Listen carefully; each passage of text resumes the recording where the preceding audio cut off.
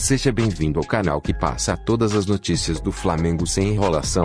Venho avisar que todos os dias 13h, trazemos notícias novas do Mengão no canal. Então por isso se inscreve no canal e ativa o sino das notificações, para você receber em seu celular as últimas notícias do Flamengo. A eliminação do Flamengo nas oitavas de final da Copa Libertadores não apenas terminou com o sonho do tricampeonato da competição, como também trouxeram uma grande dor de cabeça financeira ao clube.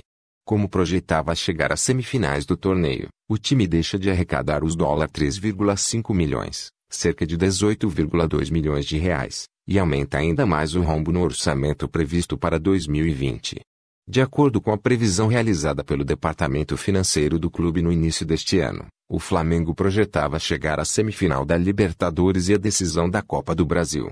Com a queda precoce nos dois torneios, o prejuízo acumulado chega aos 47 milhões de reais. Havia uma projeção, inclusive, de que o clube lucrasse 283 milhões de reais em premiações e direitos de transmissão, um aumento de 2,5% em relação ao arrecadado em 2019, com todos os títulos que conquistou.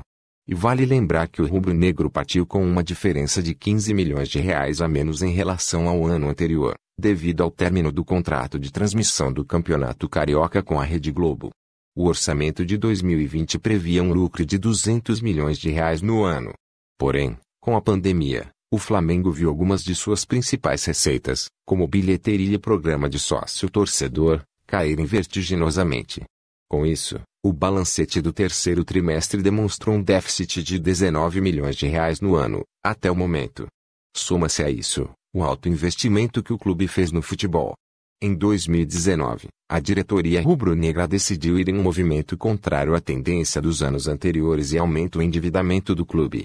Para poder montar o time campeão da Libertadores e do Brasileirão, o Flamengo viu sua dívida crescer de 287 milhões de reais em 2018 para 338 milhões de reais em 2019. Como comprou quase todos os jogadores de forma parcelada, o rubro-negro ainda não se livrou dos pagamentos pelas aquisições de atletas. O clube ainda tem 151 milhões de reais a pagar pela compra de direitos federativos de jogadores. E para completar o aperto financeiro, o câmbio ainda disparou, aumentando os custos destes atletas. Se no orçamento o euro estava cotado a R$ 4,42, agora a moeda europeia está cotada a R$ 6,28. Para equilibrar as contas, muito provavelmente o Flamengo terá de recorrer à venda de jogadores e pode se desfazer de algumas peças importantes do elenco. E lembrando que por conta da pandemia, o clube negociou muitos jogadores, a maioria das categorias de base, para aliviar as contas. Alguns atletas rubro-negros já têm despertado o interesse de clubes estrangeiros há um tempo. Um dos casos é o volante Gerson, que chegou a ter uma proposta recusada no meio do ano. A expectativa do clube era de receber uma oferta de 35 milhões de euros, cerca de 220 milhões de reais na cotação atual, que nunca chegou. No radar de grandes clubes europeus, o camisa 8 pode ser um dos negociáveis para equilibrar as contas na Gávea. Outro jogador que tem atraído a atenção de clubes de fora é o uruguaio Georgian de Arrascaeta. Em setembro, o Flamengo recusou uma proposta de 14 milhões de euros, cerca de 88 milhões de reais, do Al Nassr da Arábia Saudita, pelo meia. O jogador também desperta o interesse de clubes, especialmente do mercado asiático. Dentre as estrelas do time, Everton Ribeiro também teve propostas recusadas nos últimos meses, mas por valores mais modestos. A maior delas foi de uns $4 milhões, do Al Nassr dos Emirados Árabes Unidos. Outros dois atletas que tiveram seus nomes vinculados a outros clubes recentemente foram os atacantes Vitinho e Lincoln. O camisa 11 teve uma proposta de 27 milhões de reais de um clube árabe recusada em setembro, enquanto Lincoln esteve ligado ao Grupo City, que também levou os jovens Caio Roque e Vinícius Souza, e ao Lokomotiv Moscou. Desmanche parece inevitável. Isso porque, além da provável venda de jogadores do elenco principal, o Flamengo terá dificuldades para segurar os atletas que têm contratos de empréstimo com o clube. Com vínculo até o dia 31 de dezembro, lembrando que a temporada atual termina em fevereiro por conta da pandemia, o atacante Pedro tem seu passe fixado em 14 milhões de euros. O rubro-negro tenta negociar o parcelamento com a Fiorentina, mas o clube italiano segue irredutível. Para exercer seu direito de compra, O Fla tem até o fim do ano para depositar o valor à Viola.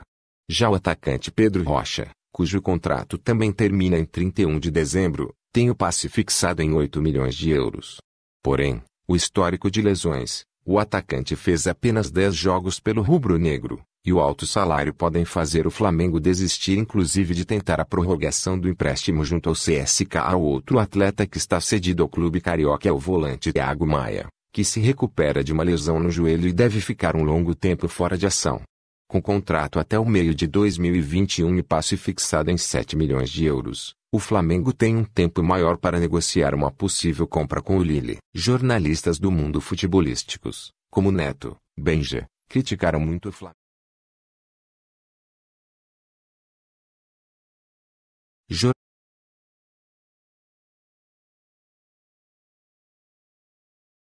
Jornalistas do mundo futebolísticos, como Neto, Benja, criticaram muito o Flamengo pela eliminação, e eu queria saber sua opinião. Neto está certo em falar que os jogadores do Flamengo precisam ter vergonha da eliminação, precisam levar uma chamada da organizada. E também Mauro César desabafou, falando de toda a crise financeira que o Flamengo está vivendo, assim como eu falei para você.